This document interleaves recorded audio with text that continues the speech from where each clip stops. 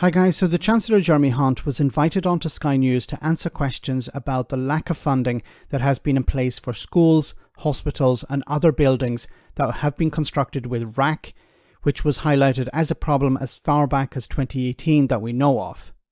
When pushed on how many buildings could potentially be at risk of collapse from RAAC, and which also contain the hazardous material asbestos, instead of being honest and saying, "I don't know," Jeremy Hunt danced around the question. Have a listen. But we will continue this programme because we want to make sure at every stage that schools are safe, and we will prioritise investment by the government, if I may say so, which is my job as Chancellor. But the point is, it does make it different because we're talking now about a different scale of problem. Not 150 schools, but we may be talking about hundreds, and some people this morning are talking about thousands, if you include what we know about asbestos. So the issue of identifying the risk is very important. Can you say to a parent who has to send their child to school tomorrow that they can be confident, if they haven't been told that there's a risk, that their child will be safe? Well, we are doing everything we can to make sure that is the case. We can absolutely promise that the government will take action immediately when we know there is any kind of risk, but also more broadly in terms of my decisions as Chancellor, that we will prioritise spending money to sort out these problems where that needs to happen. And in my first autumn statement, we announced an extra £2.3 billion for schools. That was in a context of having to cut back public spending in other areas. So we are absolutely committed to... Wait a minute, this 2.3 billion or this £2 billion extra was before you knew about this problem? Because that was in your spring statement. So you're saying we only knew about this problem recently, and you're talking about money that's been allocated before you knew about the problem. How does that make any sense? Doing what it takes to make sure our schools are safe. Forgive me for pressing on this, but what you've said so far adds up to a simple statement. You don't know. You don't know how many schools, you don't know how many courts, you don't know how many hospitals, and worst of all, you don't know which ones.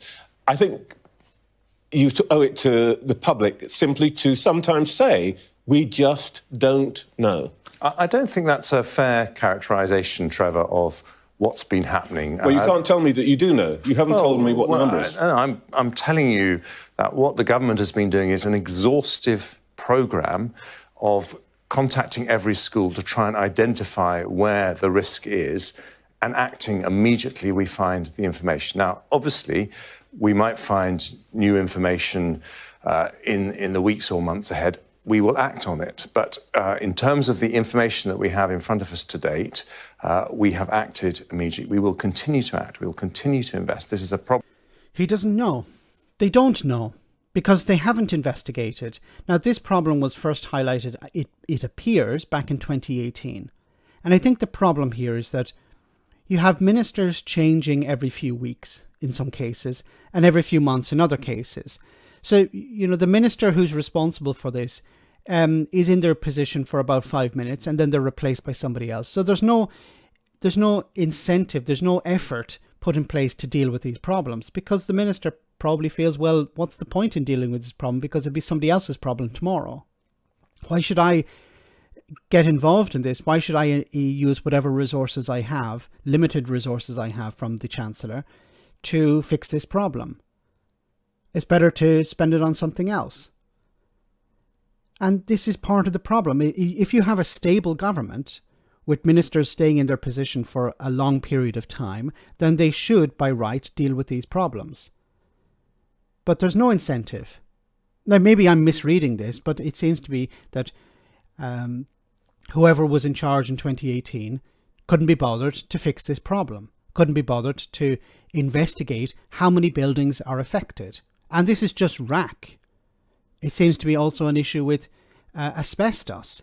That has to be removed, and that's extremely expensive and extremely difficult to remove. You know, I've heard horror stories about asbestos, the cost related to removing it.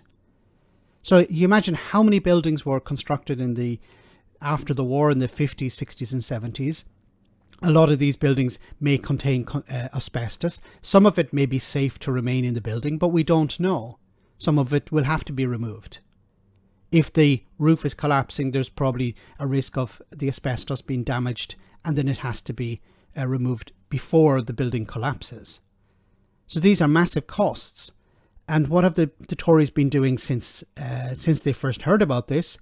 Well, they've been spending money on stopping the boats, or £37 billion for Dido Harding, instead of actually investing it in infrastructure that's going to last for the next number of decades. But I think, once again, the Tories don't care about the future. They only care about what they can achieve at the moment. Like the Brexit deals.